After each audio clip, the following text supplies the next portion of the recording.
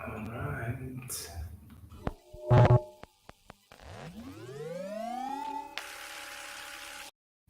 Amazing. Hello, how are you doing? Hello, I'm good. How are you? Yeah, very good. It's the first time that we're trying out to be in presence here, doing this conversation. So I'm really glad to have you here, Malakai.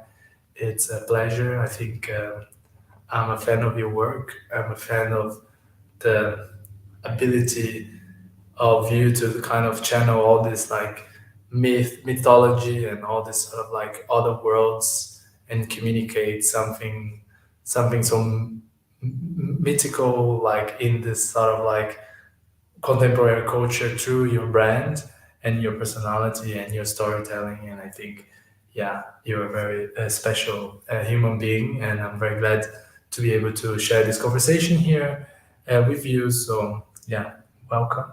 Thank you, Phaedra. I'm excited to be here. Yes, and so how are you doing today?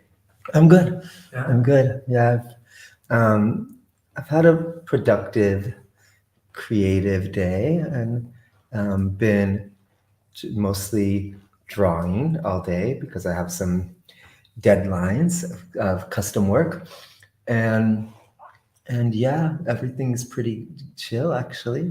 I didn't really have a lot of people to answer to today, which is pretty rare. So I got to kind of just go into my zone.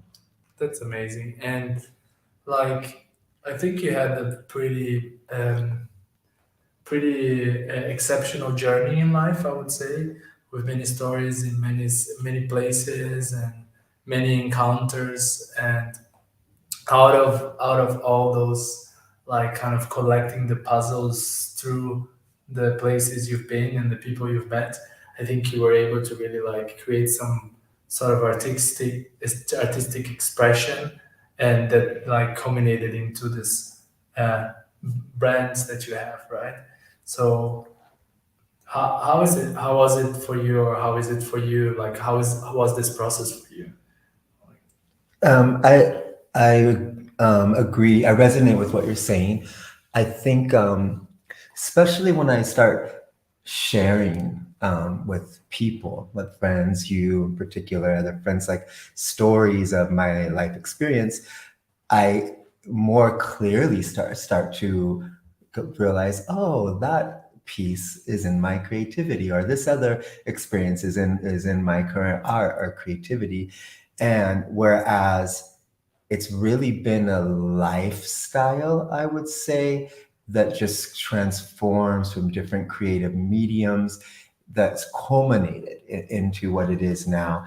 And so sometimes I'm not like, it's not so kind of concrete. It's just is.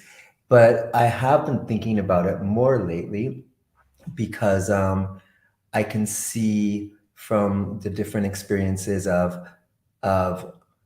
music subcultures that I was into at a very early age, and belief systems, anti-establishment, punk, goth, into this into more of a sort of neo-pagan, witchy, partly hippie influences, living in Santa Cruz and becoming a performer and fire performer, and my aesthetic really being my art. For the all of the artwork was on me, and it was all my personal aesthetic, which really conveyed well being a performer, because I wasn't really going into costumes. I already had a very creative, extreme aesthetic that I was just embellishing more for performance and other creativities, ritual performances, and also experiences in communes, rave culture, just a series of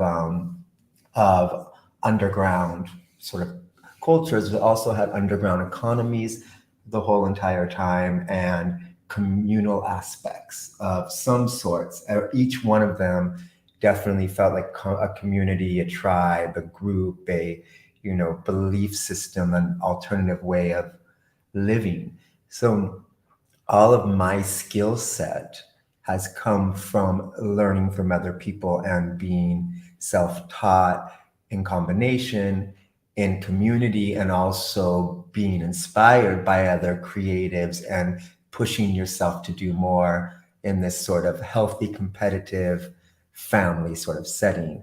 And I think that it just sort of, these experiences are all true experiences. So everything that's created comes from something real, a form of a real life experiences. Whereas where a lot of brands, it's kind of like you take a theme and you just pull from the theme and then you use your craft to interpret it. Whereas for me, my themes and the mythos, they really are, they're all me. They're all things I actually come from. And I think that that's something that a lot of people don't know, but they feel when they see the creations. Yeah, but I think what's really, really fascinating is that, like, a lot, like, people can really feel the art that you do and the ways that you connect with that, and I think that's like something that people can feel. But I feel like the way that you are open, the way that you are as a personality, uh, also it's kind of like also ability to be like kind of a butterfly, because I think you're very open for people and you can take the very beautiful sides of people out, and then by absorbing this whole multitude of influences, I think you are really good at then channeling this into something that a lot of people understand but wouldn't be able to create this cohesive vision and express that. And I think that's really fascinating, and I think it may lie also in your ability to be sort of so open for all those perspectives and be able to visualize. I really think like we are able to visualize things in a very cohesive way, and that's a really important skill. Yeah, thank you. I do feel that. I think it, for most people that actually like follow the brand, for example, that's a mystery to them though. They may be, they don't know that about me or know me, and I am more mysterious. I'm kind of coming out of it, but with the brand itself, I became much more mysterious. And that was very interesting, because before that, for example, all of my imagery and photo shoots and everything, all of the thing I created was really, really me. It was like images of me in different characters, me performing, me being in front of people. It was very based off of like what a musician would do or something, in this kind of way. Like, and then I always made things for these other creations and for these other platforms, in performance, and so I created, garments and props and headpieces and jewelry and many things. And then when that took the lead, I definitely became more publicly private, which was really interesting and just naturally, not necessarily even planning to, which a lot of people I know, and the way things are now is like, people really want to have a closer connection and see, deeper into people, or feel like that they're a part of more and be closer to. So it's like all of my friends and family, which are a lot of people, they have this other thing with me, which is me, which you're the way I perceive, the way I interact, and the way I live my life. But as a brand, a lot of people don't actually see it, or a lot of them don't even know what I look like, which is very interesting. But I am also been kind of feeling people have been, even people I work with, like wanting me to shift that a bit and be a little more out there, because I am very creative and very creative visually, and I love dressing up and all these kinds of things. So it's like it is seen as like a something to share more, with people. But yeah, they're almost in one way two different worlds, but then they're not really, because I believe people feel it. They feel the magic, they feel the openness, they feel an emotion from things that come from that authentic way of being and perceiving that you're talking about. Yeah, but I think like what I think is really interesting there is that somehow people feel the myth around the brand, and I think like right now I think also you are by being more out there or figuring out those ways is like how can you get more people to participate on being part of this Mm-hmm. mythological experience, which is like kind of the lifestyle that the brand represents, right? Which Yeah. is this particular perspective of like understanding the world through this like plurality of influences that you mentioned, you know, Mm-hmm. to be able to, because I do think like, I mean, if you look, if we feel like we are living in this sort of like, there are many ways to categorize it, but like let's say a capitalist society right now very influenced by a technological industry, right? So I feel like there is a slight or actually big tendency that we tend to like value utilitarianism a lot, Mm-hmm. and that is like kind of like Mm-hmm. it's For not a sure. mythology, right? It's just like a way that like of course engineering culture created like Silicon Valley. They created all this like mindset that is like mostly male engineering and created like this sort of like almost godlike entity of like utilitarianism, right? And that created this machine world, like this AI or whatever, this forming cloud intelligence that kind of influences so much on what we see, how we click and do things. And then I think like your brand comes into that with just like we just like really like elevating or bringing that deeper level of like mythology and questioning a lot of like I think in the depth it questions this utilitarianism, and it just kind of brings back this sort of like idea of like I don't know. I mean, for me, like coming from like where I'm from in Brazil and like looking at this whole First Nation people, indigenous people in Brazil, where like for them in many tribes there was not this idea of belonging so much or Mm-hmm. belonging or ownership, and so basically art and work was the same concept, Mm-hmm. because if you don't own anything you need to like to be beautiful, because you can't just like justify that you are worth by what you Mm-hmm. have, right? Mm-hmm. So that your worth is your manifestation here and now, and being that presence and being that worth in that moment. And I Mm-hmm. think a lot of what Malakai or you have basically two you have Malakai and then you have House of Malakai, which is the studio, right? What's really happened with that, but I really want to go into what you just said, but I'll quickly say about the names, is we're just transitioning the name. So House of Malachi has been the name in the past, and it's just being streamlined in a transition into Malachi, in a sort of a fade. So they're not necessarily two different things in this moment. It was just a decision of that an evolution, maybe a maturing, some feeling also something a little maybe less dated feeling of a certain time period of what the other name was, and it is my name. But I wanted to touch upon what you were saying about um, First Nation and Indigenous culture and utilitarianism. For me, one really big message that is that is huge part of the brand and of my life in general is before, say, in indigenous times and other time periods or with indigenous people, their intention and aesthetic were not disconnected, they were interconnected.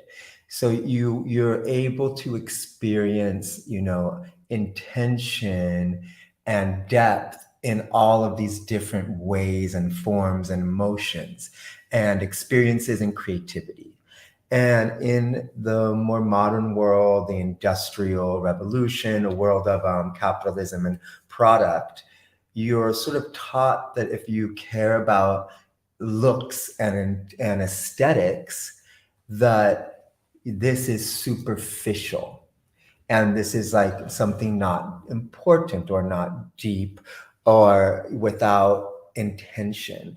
But then this is natural for us to connect to aesthetics and in even a deep way with all cultures originally. And so, because of that, they're able to package aesthetic and sell it back to people.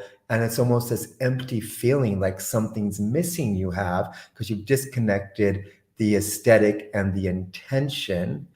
And so it becomes a like feeling this void, which turns into buying and buying and buying and buying and then like looks becoming then this is like materialism and about money and flash, and you don't necessarily feel fully complete. Whereas if you were with indigenous people, these looks means things. It's connections to spirits, to gods, to animals, to even just mating, and there is also a different care for materials. There's a different care for what shapes and feelings and materials and mean and are valued, especially materials that are animal products or from nature, from plants, from this, from that. There's a feeling of connectedness and communication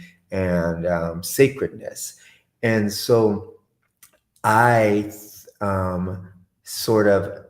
I like challenging that.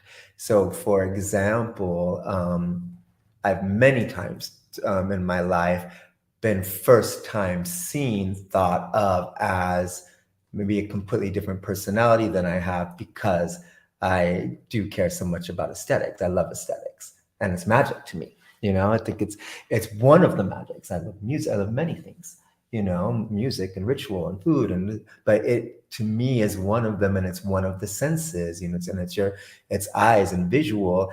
And I don't believe that it is superficial. I believe that is a way of interacting with it, viewing it, being, but it's not necessarily the way it has to be. And it's also, I don't believe it's even natural. I think that it's sort of a weird trick to package aesthetics and get people to buy them in this other way. So this is something that is just like always is on my mind. And of course, indigenous people are a big reminder and beautiful inspiration of that connection.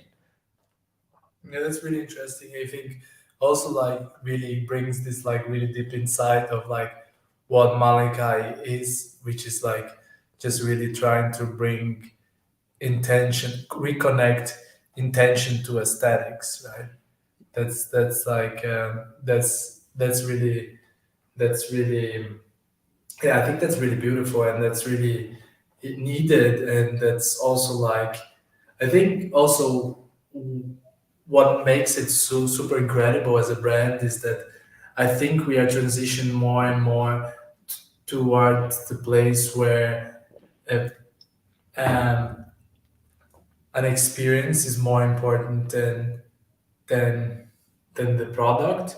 So I think like experience become more and more important, and I feel like if you bring intention to aesthetics, that almost like you make the aesthetics a part become an experience, Mm-hmm. and then therefore you have a much more meaningful connection to what you are doing.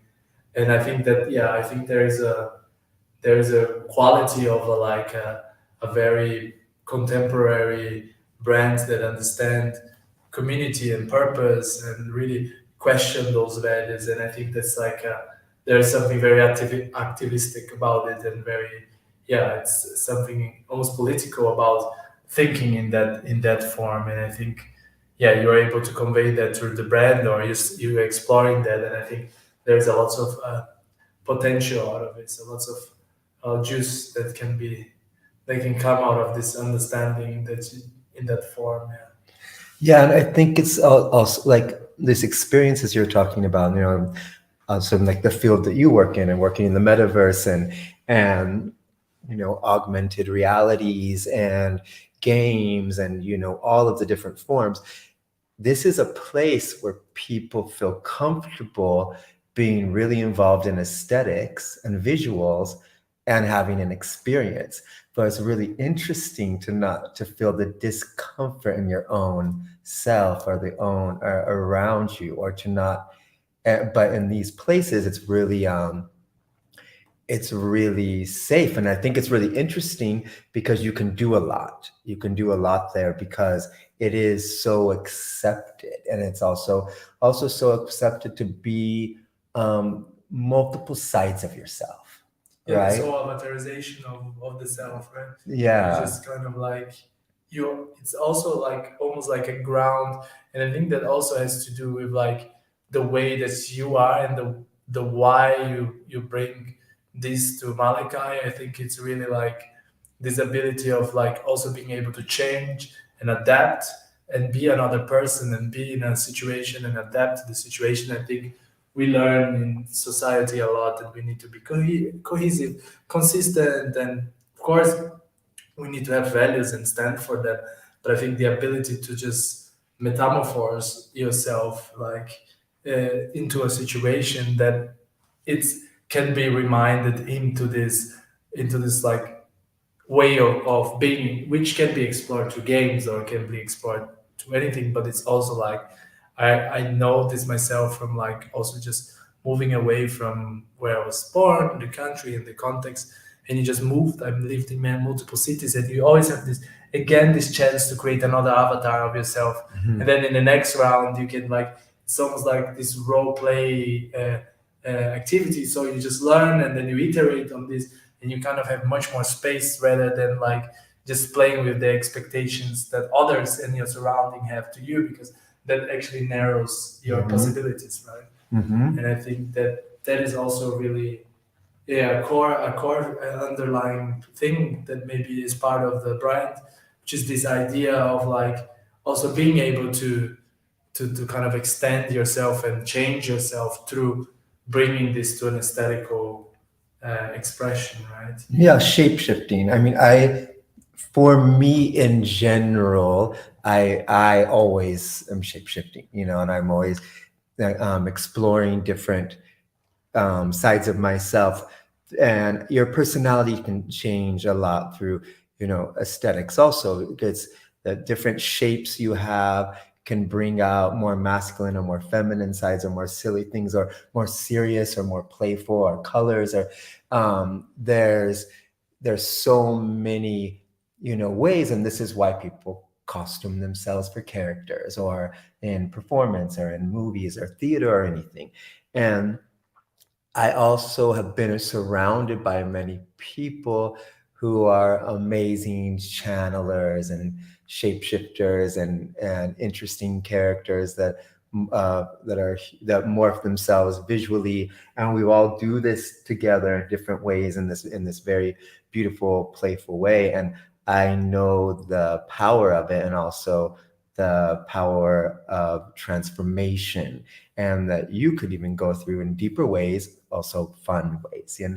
And so I do think that a lot of what I create, especially the more extreme pieces, they are shape shifting. They're adding to who you are, changing your shape. And when people try them on, I always seem to get this similar feedback of like when they see themselves, like, whoa, they almost didn't expect it to be for them, but they also just feel completely different, but in a way that I've always seen to be enjoyable.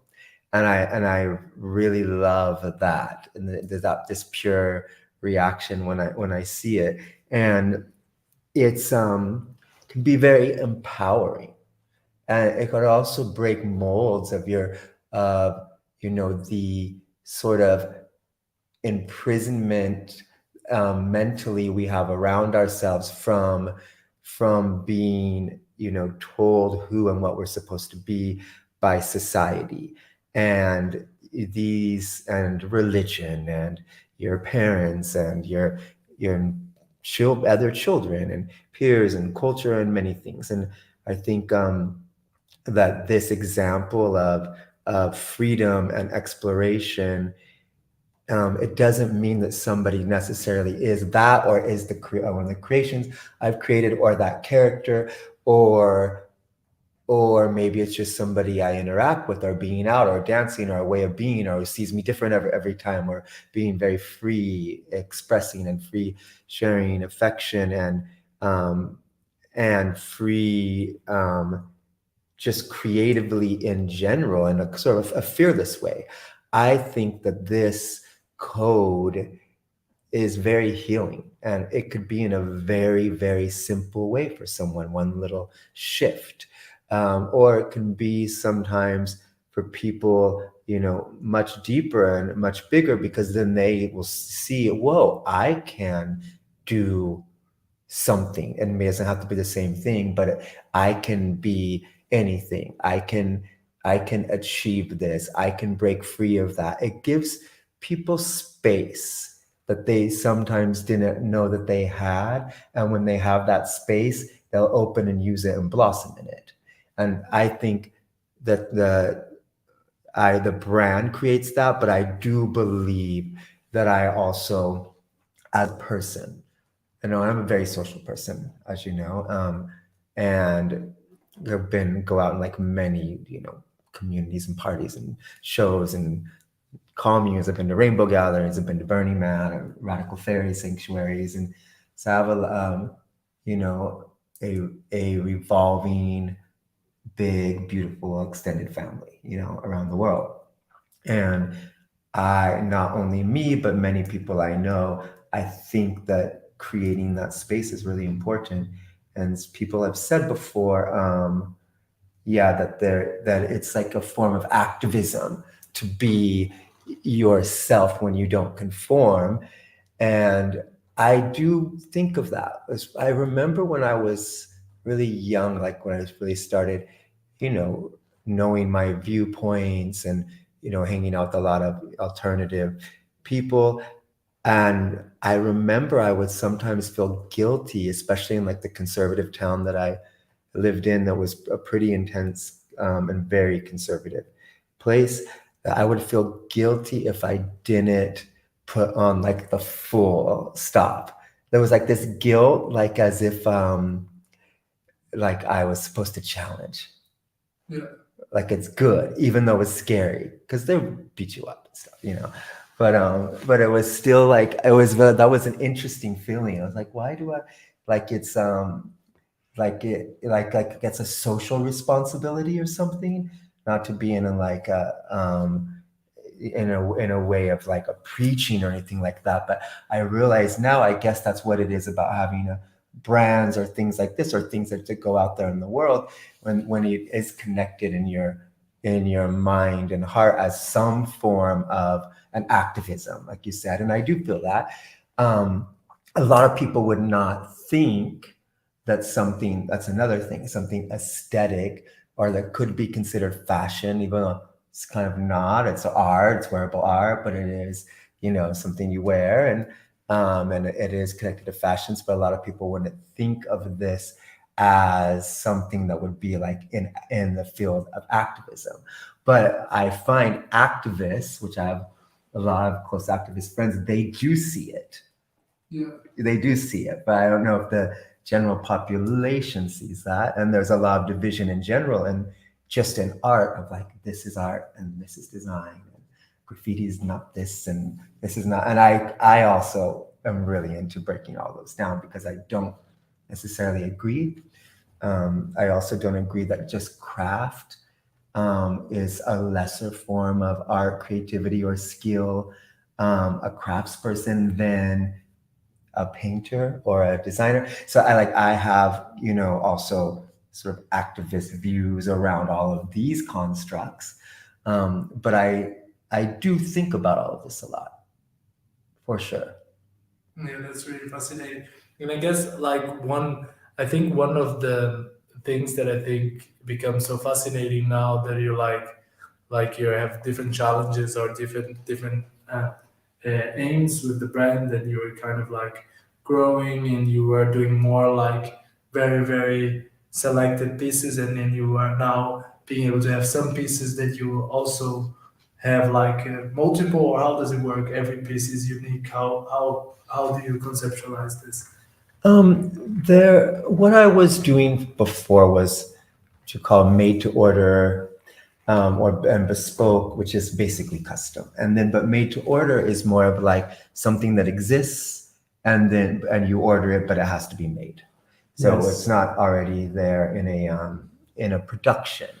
Um, so this is how it was. Now I'm doing more jewelry, so I have some like other pieces that are starting to kind of be more in a production. But it's still very artisanal, and there have been very small productions. Like it's like I'm making 10, 15 or at a time, and maybe like filling that up if it goes, you know, but it has not been, I've done wholesale because I've over this time period did versions. For a while I was doing hats, a lot of hats. That was just sort of an idea of like, okay, all these couture pieces, they're on the head. What can I do? And I think also at this time period that I was doing it, which was like 2013, 2014, maybe 2015 in there, there was very big on this kind of concept streetwear. There was a lot of like really avant-garde streetwear going on, like a lot more. It wasn't the minimal moment. And so I did make a lot of, I kind of just picked all of the traditional caps, like a trucker hat, a bucket hat, a this, a that, and I redid them in a very artistic way. And when I was doing these, I was wholesaling them, so I would get orders from shops, you know. But it was still always so small. A few of this, a few of that, a few of this, a few of that. I haven't been so far in the big production world, which I like. But with these jewelry collections, I am interested in more people having them. And of course, I at the same time want to push the edge of aesthetic and gender roles and all of these things with the jewelry. But I also, with that, want to push it in a way where more people want to wear it. That to me will always be a part of everything, you know. And I want to also, and I will, and I am doing like also crazy elaborate ones too. That's not going to stop at all. I want that to go further and further more into even objects and art and experiences and installations, and sort of bring back my performance past in some way and music past into this. That's always been the goal from the very beginning. And I feel like it's getting there soon. But yeah, so far I have a small atelier in Bali, and I've lived there on and off. And it's definitely like craft, you know, hand. There are things we do, of course, in computers and lasering and I incorporate modern techniques, things, some 3D modeling, but mostly it's all hand, and I do love that. I do, and I love that, and I love learning. But it has been interesting because even since I've sort of started this, like I used to sew clothes, and I thought that when I went into this as a business, it was going to be clothes. And then it just sort of went in the headpiece thing. I did some as art and just kind of took over. And then it went into more like fabric and leather goods. And I didn't really want to go so deep into that, but it was a cool learning experience. And then it sort of morphed now into metal and jewelry. But I seem to do that. So I have along the way sort of just keep changing the thing of what I'm doing. But it's, to me, that's the beauty of it. It's like it's the learning And that's the experience. flow and the experience. Yeah, I think what really fascinates me about the story, and I think it gets me thinking. It's around like you are an experience yourself, your personality and the way that you see things. It's like also like now that you're doing some pieces more like more of some pieces, like how can you create some sort of cohesive experience for that group of people they have that like if you have like 50 pieces that are the same or similar, Yeah. like could you have like could you share like a mythological process with those people getting the pieces of like okay, those pieces will be sold from them to then, and then how they open this, then there is an intention because I think that's like Totally. exactly how do you bring this intention then back to like okay, you kind of like oh we're 50 people that share this intention, Yeah. right? And then Yeah. like how do you wear this intention, and it's almost like a mission that they bring it to the world, right? Yeah. They become the messenger of this intention, Yeah. and then how to how to create this sort of mythological experience for the people and then with the people, Yeah. because then they become like a messenger of that intention. And I think there's a lot of potential there for being also like as you said like healing and therapeutic and also like the activist form of expression for the people that participate and be part of this like of this process. Yeah, this definitely a big part of it. It's interesting for me because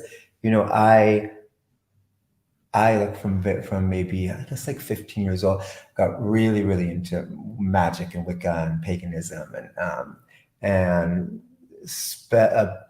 nature-based religions and rituals and elements, earth, air, fire, water, spirit, and and also like the magic of stones, but color theory and many things, and like big sort of universal takeaway from me on all of this, it was really like how colors, scents, and environment that you set around yourself really can just set a mood.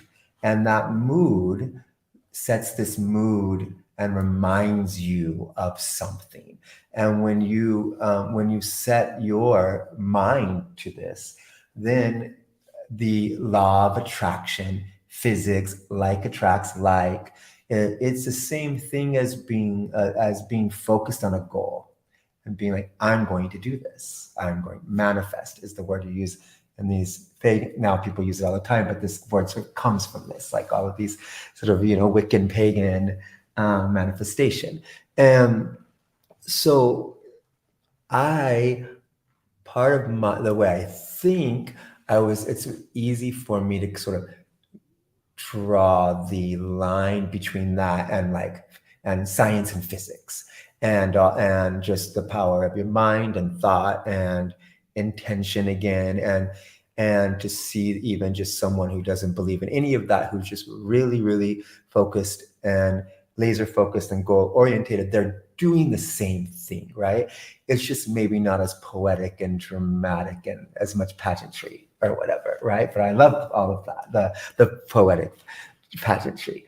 And but I always did see, that even with all these like gods and goddesses and in a lot of nature-based religion, they will have like a deity within a deity within a deity within a deity. That's a whole multitude of so, and it's all interconnected, but it's seen as an ether morphine, ever-changing, ever-moving things. It's not the same sort of attachment.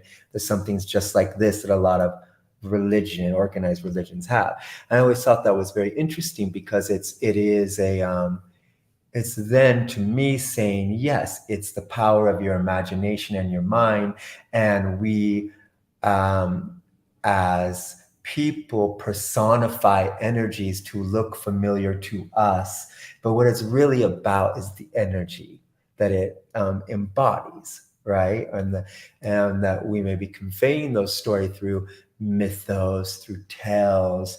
To me, that's the beauty of writing and poetry and storytelling, right? And so I, for a while, somehow, maybe all of my changes, but it's like I was a little bit like, oh, you can feel it from the brand, but I also don't want to like I don't want to put onto anybody any sort of belief systems or anything, you know what I mean? And like, and impose in there.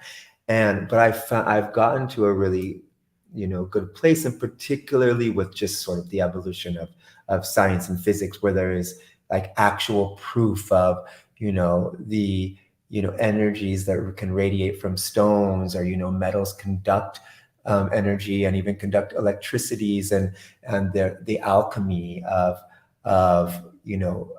combining metals and stones, and also colors have been studied, and moods that colors create, and sound therapy and healing, and all of this is sort of gone to this place where I'm now being able to find and form a more universal language, but conveying these sort of more intentional ways of what these pieces can mean. And I definitely find now that I'm working more with the stones and metals and these materials, that that it really lends to that.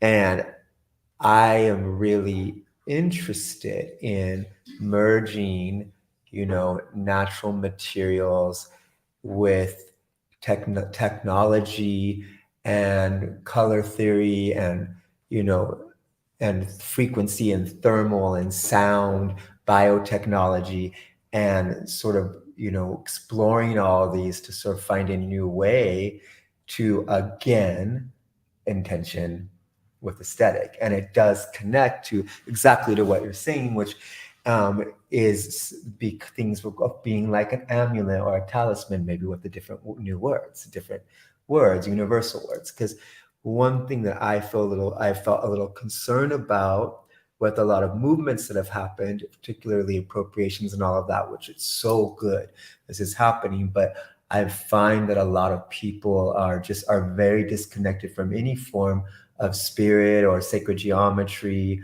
or symbolic things, because it's like it's a whole thing of like, this could be by this culture, or this could be by here, where a lot of these things are just universal and they're for everybody. And, one of the reasons you find them in so many cultures is likely them all taking psychedelics in the different places in the world, and you just see it, it's there. And so I think this is a time, in a way, to cut mind, body, and spirit to not completely go into this atheistic culture, and be able to have spirit, but not with like the dogma, past, and control, and false standards of religions. That there's this universal language that's being formed, that's coming, and this really excites me. For me, it's also a lot of work to create, to put out there that story, and so it's something I'm working very hard on. It takes people, there's copy, it takes this, there's a lot to put it out there, but it really, really is where I'm going with it. And I have been also doing a lot of research and starting to create like words and communications that really connect back to, into star systems, physics, light, sound, all of these sort of, magnetics. And I'm really working on kind of what's coming, this all being more in the actual, designs and innovations incorporated. So in some way, all these things are happening in the metaverse and ether and NFT and all of this. I also have this drive I always have to sort of create a lot of these things in real life, things that are floating and sort of magnetized, and things that are in, I do it in the best way I can, but things that are in body parts of you are like, oh, how does it stay there? Why is it there? Like, that's not normally adorned. And they, in the backstory, to me, there is a lot of, metaphysics and different, chakras and and mythologies, but they're always just mixed with a bunch of other things kind of together and like a little connection I see. So it's not the most literal always, but it is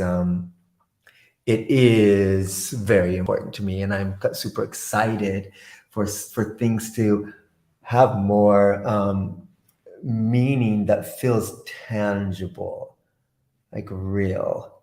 It's not just, oh, we said that it means that, which I think is that people can get kind of caught up on that a little bit, especially in metaphysical. It's like, is it real? Is it not real? You know, and if we're coming to a place where like a lot is proven and that there's this way to do that. So it's, yeah, I do see that coming. Yeah, that's really interesting. Yeah, and I guess yeah, I guess this is like just thinking about like we were titling the year like that we were going to talk about innovation, and I think what is the innovation here? I think like the innovation that you're bringing is like around this idea of like first I think the core, the why, from what I understand, is has to do with like bringing this intention back into aesthetics, and like this is maybe why you're doing it, and this is like you found this medium to do it, which now you're specializing on this like artistical wearable things, using metals and other things, and I guess by being able to do it like this, you are kind of like doing some sort of layer of like almost like social innovation, or almost like a layer of like creating, also like contributing to some contemporary mythology. I have this like feeling, and it's really interesting, just like living in Berlin or going out and being like going to parties or just being part of like a dance floor, or even then you just go out and you're kind of hanging out, especially now it's summer. You just go and see people, and then suddenly you kind of have the impression you know them, but you don't know them. Yeah. But it's just the fact that you danced in the same place with them, and you kind of share this like energetic waves of being Mm-hmm. together. Then gives you this sort of like, it's almost like this feeling of belonging, this feeling of being part of something, of having congregated together. It's Mm-hmm. almost like this religious aspect, right? And then when you talk about all of this, which is very part of this like underground culture, right? Which is very much like creating these communal spaces, and like, and then have connecting people in this way. Like basically you just kind of almost creating like some ornaments that kind of like bring back the some also almost mythological aspect of into that worlds as well, and Mm-hmm. then kind of like it's almost like yeah, and builds that bridge into like all those, yeah, cultures that have this inherently of like being connected with the intention through the way that they build things. And through dance too. This Yeah, that's very that's very ancient yeah, to dance together and to go into sort of transcendental states. It is a repeat of something, again, First Nation, Indigenous, that's been going on for a very long time. And I I, I feel that connection on the dance floors and the repeat of going back to like the drum, the drum at in the fire, or in a circle, or in a ceremony, or in a ritual. I think when people are not aware, particularly with repetitive electronic music, maybe they're not aware, but so I say some of these natural things that are instinctual, that maybe they aren't like at the forefront of being taught to you or in education systems currently. As First Nation people, that was taught the importance and what it means, and there was context. But the same thing I was saying kind of about this aesthetic thing, this sort of, and particularly different cultures maybe are more inclined to the aesthetics than others, but I think that it is in our instinct somehow. It's in there. We're just repeating this, old collective ritual together. Yeah, I think it's fascinating. I mean, I'm super curious to see how you're going to take all of this deep, deep ideas and continue translating it into the ritual of what it means to be part of this like Malakai family, and how you are like, yeah, how you're going to translate, especially now, like that you're like uh, touching upon those like new technologies and new ways of also creating this like belonging through also digital means. Hmm. Yes, I'm really excited and interested to see how this how you're going to how is it going to evolve and how is it going to be. And I really think there is like yeah, humongous potential there. There's like an incredible potential of doing something, yeah, really powerful with all the substance that you have already brought into the world. Thank you. I feel that I think I feel like that's a lot of what I've envisioned and dreamed. It's like actually about to happen, and to really go there. I think I also somehow, because I also moved to Bali and I was in such big communities of creativity, it would be so easy when I lived in, the Bay Area in San Francisco. Any idea almost you could find someone to do it or build it or collaborate and create there was like such a communal, multi-talented community. And when I moved, I really went sort of isolation. I have a few great friends, but as in the creative collaboration. So I would often have a lot of these ideas, and particularly with like innovations and technologies and and projective arts and visuals and many events, many things like this. There wasn't really existing. It became like me and the craft and making things, and that was very completely different from my life before.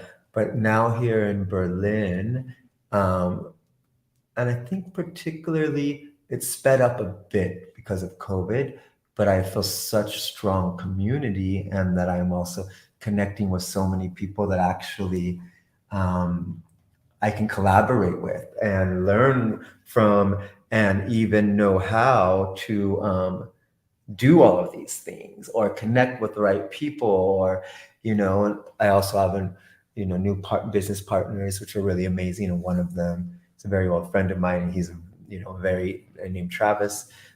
He has a brand. I guess it's not a brand. It's a company called Obscura, and they're like pioneers of 3D mapping projection.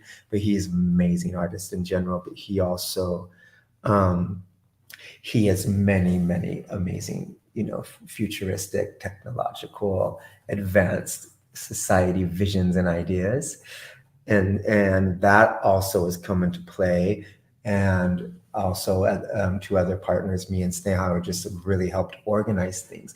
So and really just turn it into a proper business. And it's new with all three of them, but something shifted with them where it's like I'm able to actually start making some of these things happen, and that I want to, particularly with innovations, technology, frequency, also these more wearables, but the story and the copy, the meaning, and then the process and the innovative aspects that can go with these um, pieces, products.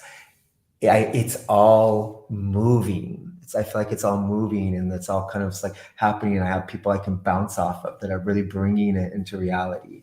And I think people didn't see it, but I was very frustrated for a long time because of just seeing where it's supposed to be always, and then feeling like it's taking so long. It takes time, right? It takes time, I know how you feel. It's tough when you can see something and then it's just like you just need to go to the granular steps to come to another point to be able to then, yeah, leverage the learning to a next level. It's yeah. And like being able to really convey in a clearer way, what you see, like also from, I think you can see it from pieces, but you see more because you know me. now, so but being able to like convey what people who know me see, knowing me and seeing the creations, this needs to come out there more. And that's it's multiple mediums to do that. It's going to be the innovations, that the technology, that they're working in different mediums and bringing in, like physics and light and sounds and frequencies and gem, and color properties.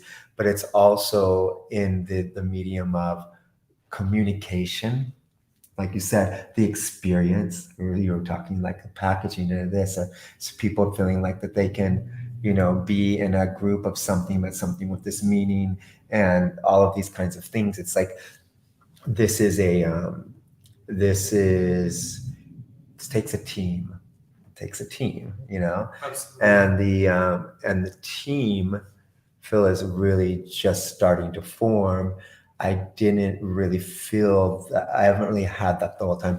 I have had work with amazing artisans, obviously, and and as in like actually physically making things, we really collaborate and merge, and I really push their skill, but they also teach me their skill and their limitations and what can happen.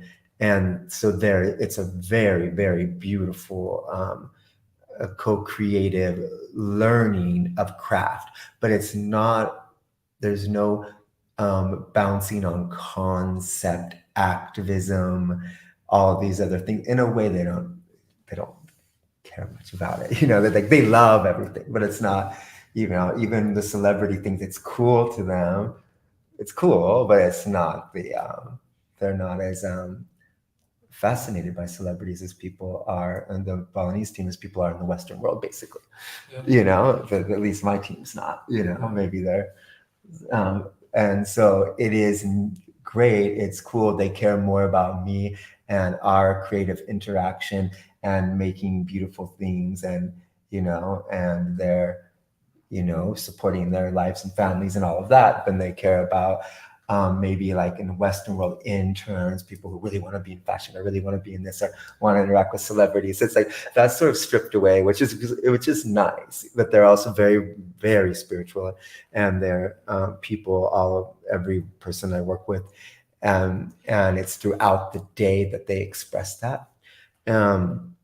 And so I definitely have the beautiful co-creative relationship, but now I'm feeling on the sense of maybe strategy, activisms, innovations, the voice out there in the world, the communication to the world, what that could be, what that could mean, what's missing, what can or we add that's maybe not there too. That's important to me, to contribute, in this. But this is sort of the time, and these partners and all this all really just happened during COVID. So it's like, it's actually the beginning of even seeing what that's going to be. It's going to be the first in the next few months, and I'm working on some collections, but it's actually really the first time all these new things coming out with all of this, this new partnership, and the brainstorming, articulating brand voice, working on words, really honing in on this next step, deeper meaning, and then being able to take that and incorporate that into objects, products, and creations in general. So I'm pretty excited. Amazing. Yeah, I'm also very excited to see where this journey takes you and takes this beautiful brand. Yes, and we are approximating here our own 1 hour. That is the time that we give into ourselves. And I wanted to thank you so much. Unless, of course, if you have anything else to add, we can extend a bit here, no problem. But otherwise, I would, thank you thank you very for much. being present here and participating on this. Amazing.